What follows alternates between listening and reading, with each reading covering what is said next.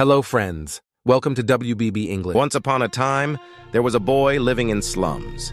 He was very poor, and there was a lot of hideous people around him. They were all corrupt and did not care about significant other. A boy had a dream of getting out of the slums and making a kingdom with good people. Time passed, and while the boy was chasing his dreams, a lot of people stick with him due to the boy's angelic appearance. Blue ocean eyes, white hair, and pale skin. He was ambitious, and people were willing to do anything for the boy. Once, a boy met his first friend, someone who could stand in one line with him.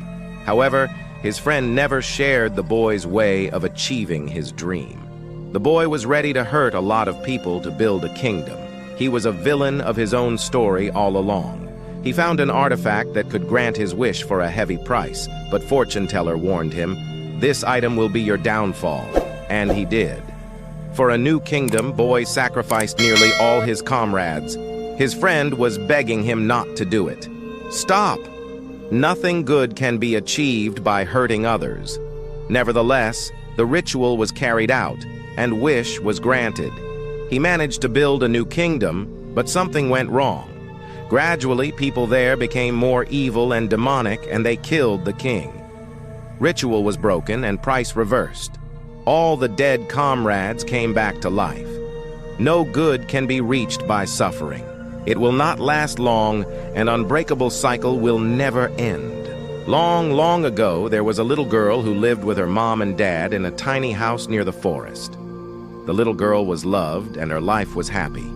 One day, her parents gave her a pair of skates as a present. Her dad only said, "You can go skating anywhere you'd like, but never go deep in the forest."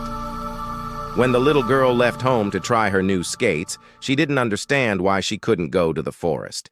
She was too interested and decided to go there even if that is against the rules.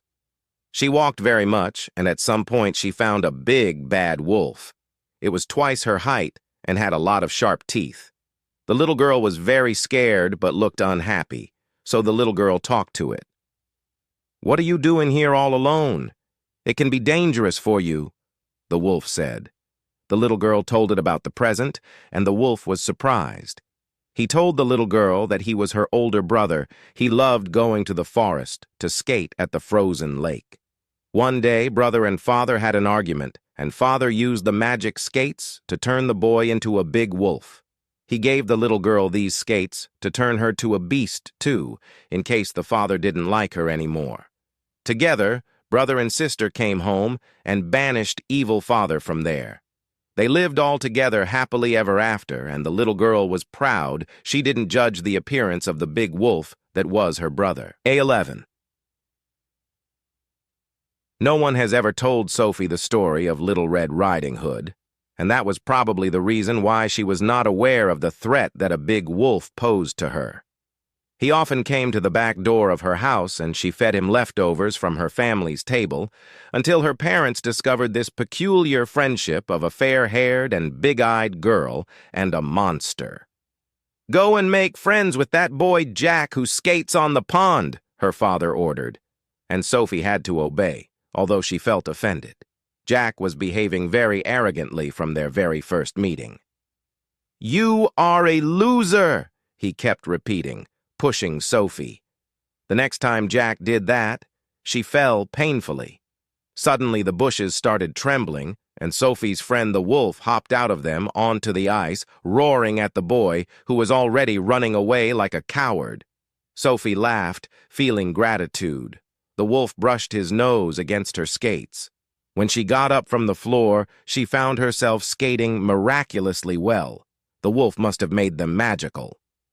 "Let's head home and see if we can find something for you to eat," said Sophie, because now she knew that sometimes animals were better companions than people.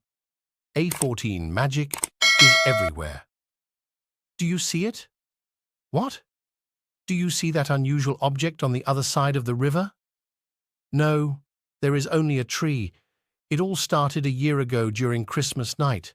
It was hot inside, and Mary, who was 8 years old blonde girl, invited her friend John to go to the big river. When they came there, she heard some strange voices. Do you hear that? Keep calm, we are alone here. However, 5 minutes later, she was scared to death by a big black flying object, which was 10 times bigger than an owl. John was calmer than ever. Mary could not move. She was looking at the object while it was flying away from them.